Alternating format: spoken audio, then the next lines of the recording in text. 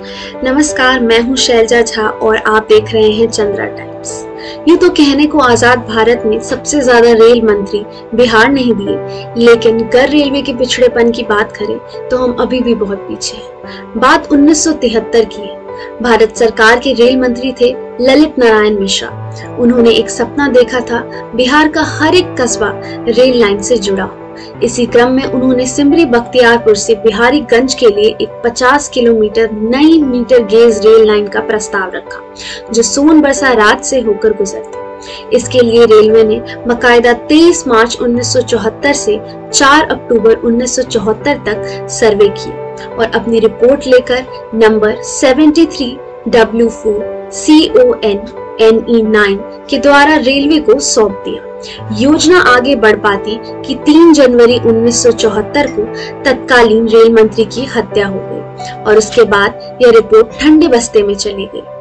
पुनः एक बार जब 1996 में रामविलास पासवान मंत्री बने तो यह सुगबुगाहट हुई कि उस रेल लाइन के लिए जो सर्वे हुए थे उस पर काम शुरू हो, लेकिन तब तक मीटर गेज का जमाना जा चुका था।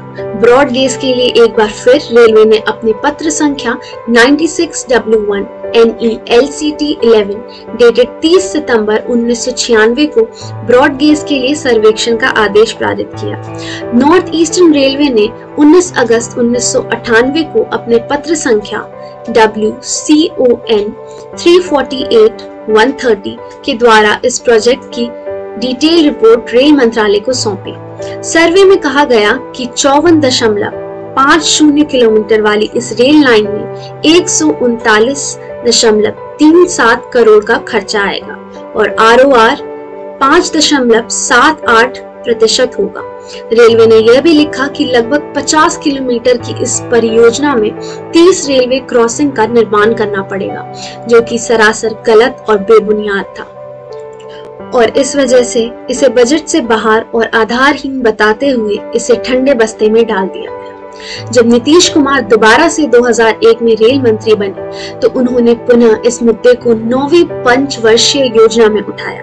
फिर से एक बार ट्रैफिक सर्वे कराया गया, लेकिन परिमाण ढाक के 3 पात कागज पर योजना बनी और पुनः यह कहकर इस योजना को ठंडे बस्ते में डाल दिया गया कि यह फायदेमंद नहीं होगा।